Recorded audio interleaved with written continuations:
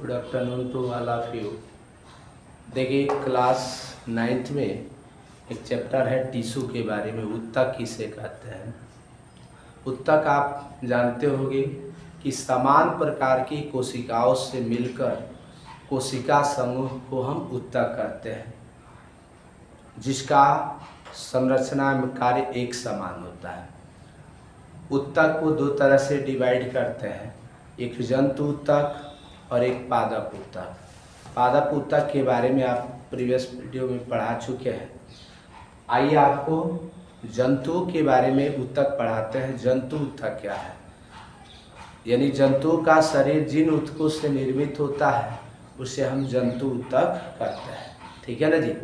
तो जंतु ऊतक जो होता है करेक्ट, यानी कह सकते होता है tissue which form to animals is called to animal tissue.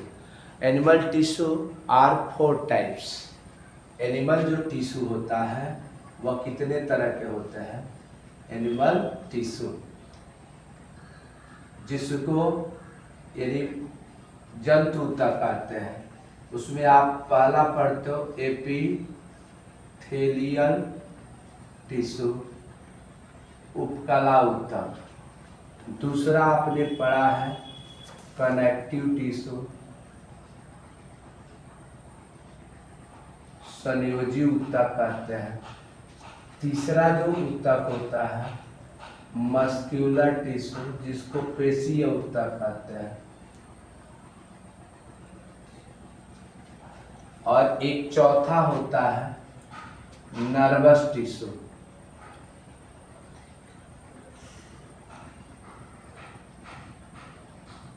इसमें सबसे पहले आपको जानना है, उपकला ऊतक के बारे में पढ़ चुके हैं।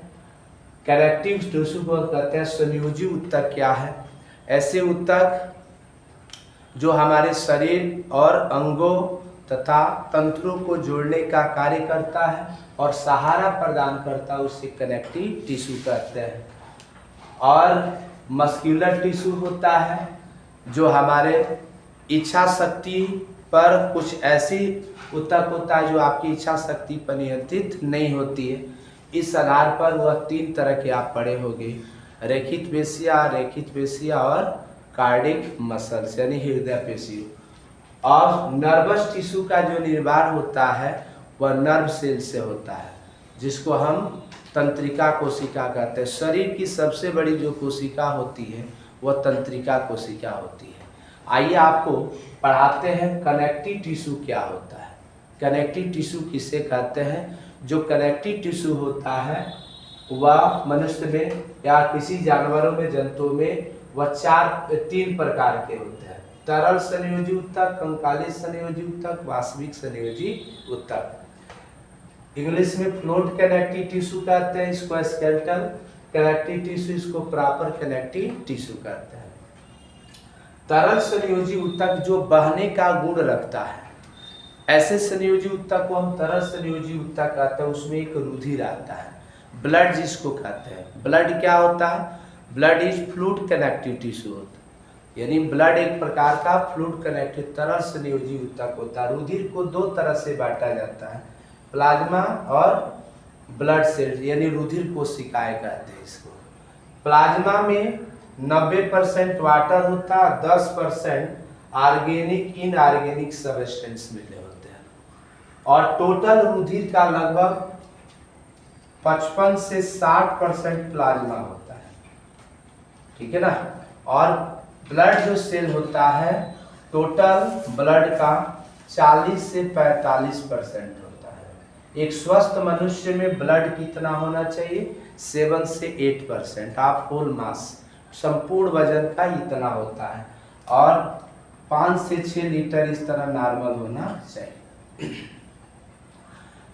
ब्लड को कितने तरह से डिवाइड करते हैं? तो ब्लड 3 प्रकार के होते हैं, एक आरबीसी, डब्ल्यूबीसी और ब्लड प्लेटलेट्स होता है। आरबीसी का पूरा नाम होता है रेड ब्लड सेल्स होता है, जिसको लाल रुधिर कणिकाएं कहते हैं। लाल रुधिर कणिकाओं का जो निर्माण होता है हमारे शरीर के अस्थि मज्जा के अंदर होता है, बोन मैरो के अंदर होता है। एक बार निर्माण होता है तो इसकी लाइफ स्पेन 100 से 120 दिन होता है। WBC वाइट ब्लड सेल्स होता है, जिसको शरीर का सिपाही कहा जाता है, सोल्जर ऑफ द बॉडी। इसको दो तरह से डिवाइड करते हैं, ग्रेनुलोसाइट, बोर्ड पर देखो, ग्रेनुलोसाइट, नॉन ग्रेनुलोसाइट। इसको कणिकाणु कहते हैं और इसको अकणिकाणु कहते हैं। ये तीन प्रकार के होते हैं, न्यूट्रोफिल्स, एओसिनोफिल्स, बेसोफिल। ये सब रोगाणुओं को भक्षण करने और पहचानने का काम करते हैं। ये होता है लिम्फोसाइट और मोनोसाइट। सबसे ज्यादा हमारे रोगों से लड़ने की क्षमता लिम्फोसाइट देता है, ठीक है ना। ये होता है। उसके बाद ब्लड प्लेटलेट्स होता है, ये घावों को भरने में मददगार होता है। ये हमारे बॉडी के अंदर कितनी होनी चाहिए, 1.5 लाख से 4.5 लाख के बीच में होना चाहिए। ये जो होता है, जिसको मलेरिया डेंगू रोग हो जाता है, उसमें ब्लड प्लेटलेट्स तेजी से डाउन होता है। ऐसे ब्लड प्लेटलेट डाउन हो रहा तो उसके लिए आपको कीवी फल, बकरी का दूध, पपीता, पपीते के पत्ते इत्यादि के रस को आपको पर्याप्त मात्रा में लेनी चाहिए, जिससे प्लेटलेट्स आपके बॉडी में मेंटेन हो सके इसके अमाउंट। अब कंकाली संयोजी ऊतक क्या होता है, जिसको उपास्थि और एक अस्थि कहते हैं, ठीक है ना। उपास्थि जो होता है, नर्व हड्डियों को कहा जाता है।